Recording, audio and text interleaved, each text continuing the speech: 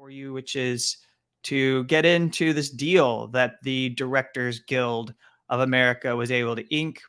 It's been said that they inked it because of the fact that the writers were still on strike, that perhaps gave them some leverage.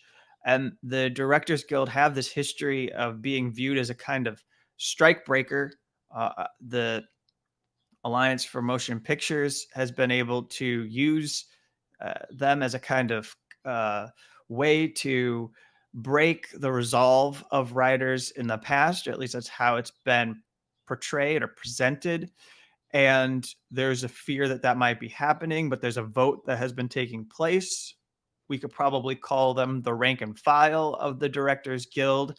And will they accept this tentative deal that was made by those who were negotiators with the management that would offer the contract or agree to a terms of the contract? And that's what's been unfolding. There was a reaction by the writers to some of the details, the elements that were uh, agreed to. But let me just go through basically what we have. And there's 19,000 people in the Directors Guild. There are going to be a new way of handling international video on demand residuals, or streaming video on demand residuals. And then they'll have more residuals on all platforms. The streaming services has been a sticking point for this, and why we see the writers that are on strike still. There are new standards for free video on demand platforms that would be like Tubi or Pluto TV. And then there were some creative rights supposedly won by episodic directors. And but the DGA did make a concession to lower the annual pay increases for episodic directors.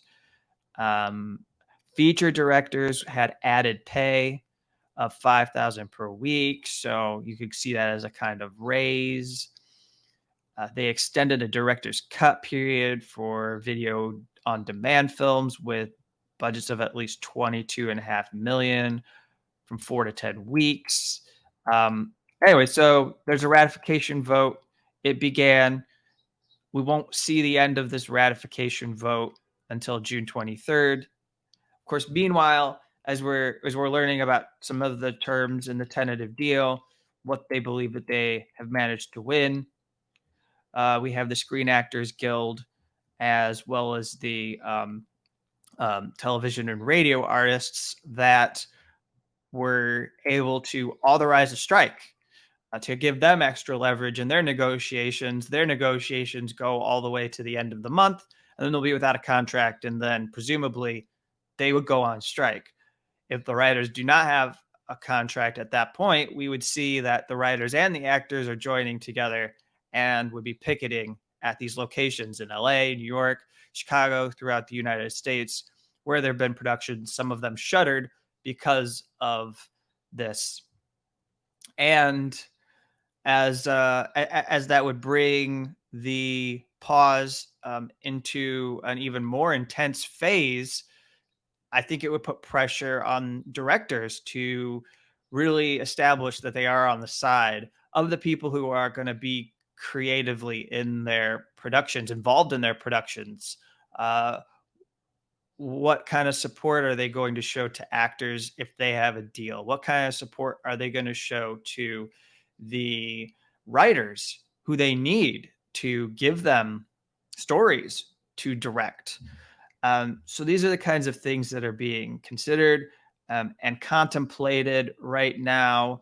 And I have some tweets that I pulled of people who have reacted. These are from DGA members, primarily the Directors Guild, who have votes, and maybe they weren't at the table to negotiate this deal. They get to decide whether it gets adopted or not. So here we have from Carol Ray Hartzell: as a proud member of the DGA, I just voted no on ratifying the agreement with the Alliance for Motion Pictures.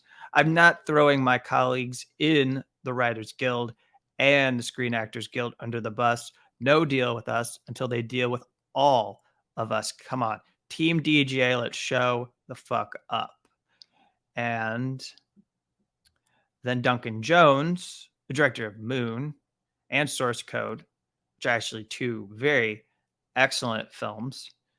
I'd vote to not accept the DGA deal struck and request that our guild's acceptance of what was negotiated is conditional on the WGA and SAG deals are worked out first as well. So again, feeling the pressure and believing that it's hard to accept a deal when management hasn't come to the table and offered a fair contract to either the screen actors or the writers. I think that's the right approach, because you have these divided into three different unions, but they are all really working in the same universe, and they have tremendous power if they're able to show solidarity with each other. And I think that's something that the screen actors recognized when they authorized their strike before they got to a point where they had to strike. They are already ready to pull that out if they don't get a contract by the end of the month. Jay Abramowitz, I've been a member of the DGA for 41 years and the WGA for 37. The deal made by the DGA is a good deal for the DGA, but I just voted no on ratification. I believe it's time for the DGA to stand up not only for its members, but for those of the other industry guilds. And then we have Sophia Alvarez. My DGA residuals for a streaming movie were less than 10% of my WGA residuals for the same movie. I have the 07 strike to thank for that. Will these DGA quote unquote historic, it's been described as an historic deal, that's why that's in there. Will these historic increases only catch us up to where the WGA got us 15 years ago, which is still far below where we should be? I vote no. And then Alexi Hawley, I'll be attending the DGA meeting tomorrow. This was on June 8th that this was posted. As of now, my intention is to vote no. There's a better deal to be had, especially on AI.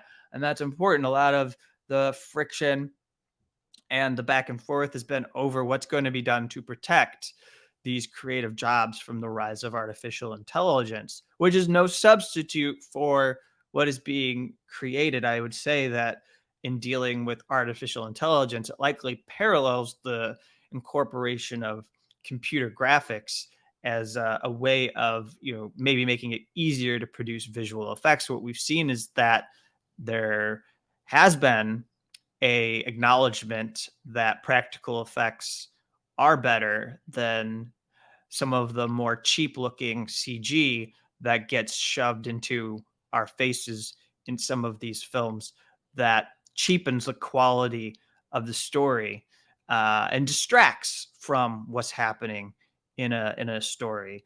But in doing that, it's a way to cut corners and lower the budget. You don't bring in people for props, less sets that you don't really have to build a more elaborate set. You can use all green screen. And I also think it puts a little bit more of a load on actors to come up with what's happening around them. May not get as authentic of a performance, but again, for the people who are putting the money forward for a production, it's really good for them. And I think that's the kind of dilemma and issue we're going to see with the rise of AI in movie productions. Rather than go it alone, Alexi says DGA should stand with WGA and SAG and force a better contract. We will never have more leverage than we do right now. And that's true. I think that between these unions, they probably could inflict a lot of pain and see how far these managers are willing to go, because they need them for their companies, and everything's come to a grinding halt. They need to churn out content to keep people subscribed to these streaming services, theoretically, although there are some pieces, there are films and television shows in their archives that keep people as subscribers. And some people subscribe to like Criterion Channel or Turner Classic Movies or are interested in streaming services that just give them access to a library of cinema. There's no need to replenish that with modern work, although modern work does get posted.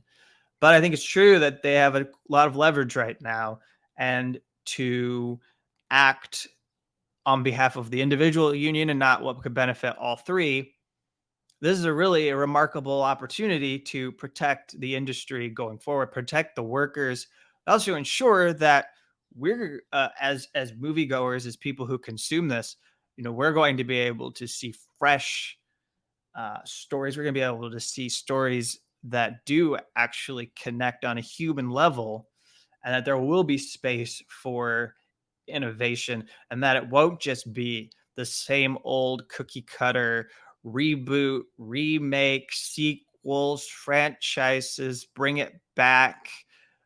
Let's just play off of our nostalgia. Has a very limited value. Sometimes those are fun, but nothing is better than seeing something fresh that really makes us feel like, okay, I haven't seen that before. And I'm glad that those people got together to put that production together for people. So let me take this down here, and I want to play a clip of Larry Charles, who's a director. He gives his reaction to the Directors Guild agreement. He says why he voted no. Well, let's play that, and then we'll wind down this broadcast for the week. Here's Larry Charles. Hi, I'm Larry Charles, and this is an extremely unsolicited opinion. I'm really proud to be a director. In fact, I'm amazed that I'm a director. I've been very lucky, but I was a writer first. I joined the WGA in 1980, and I consider myself both a writer and director. Now, I'm in SAG too, and if you've seen any of my most rare performances, you know how lucky I've been. And honestly, the leadership of the Directors Guild struck, no pun intended, quite a good deal. It improves everything for everybody across the board in the Directors Guild.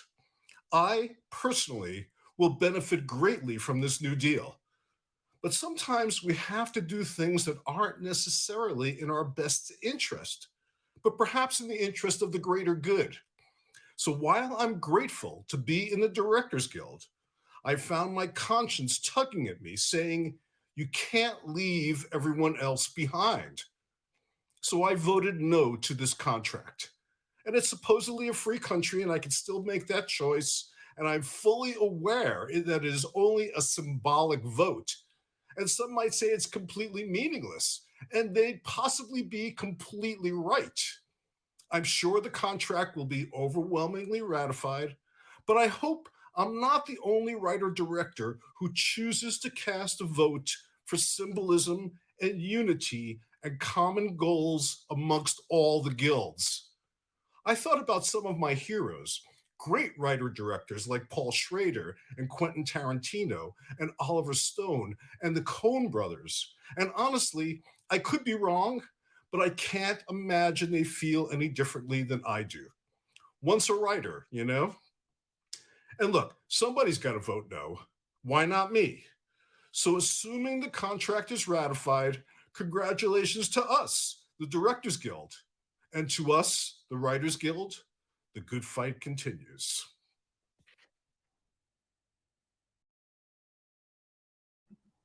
So that's Larry Charles, director of Borat, Bruno Dictator, and somebody who's done numerous work exploring the world of comedy.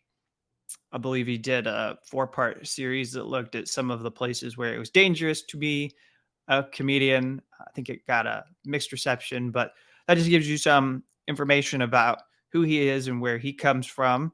And I think he's making a good point again about the solidarity, about the power that all three of these unions have to force an agreement that can then be adopted for all. I mean, it's fair to say that what's good for the Directors Guild is good for the actors, is good for the writers. What's good for the actors could be good for the directors and the writers. What's good for the writers is probably beneficial to the actors and the directors, because together they're all working on films or television productions, or they may be even involved in something for radio. All right. Well, thank you for tuning in this week. This is the show. If you like it, maybe join, become a member and support. That's something you're able to do. And also share it. Let people know the show is out there. It's a new show. I'm just doing the third episode here.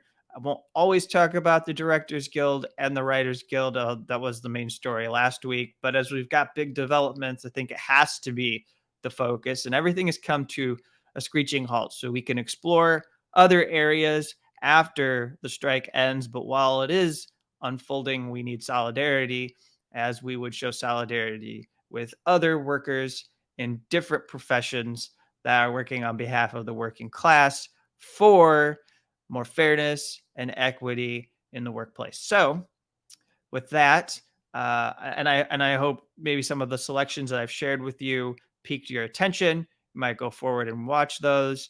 That part of the show is going to archive, and that's available for members after the live show. I don't pull that out. So perk of watching or becoming a member, if you don't get the live broadcast, if you don't catch the live broadcast, then that video is always available to play as a member of the channel.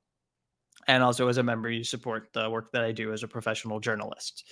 So thank you for tuning into the show, and I'll be back next week with another episode of the Movie Brat. But until then, everybody, take care of yourselves.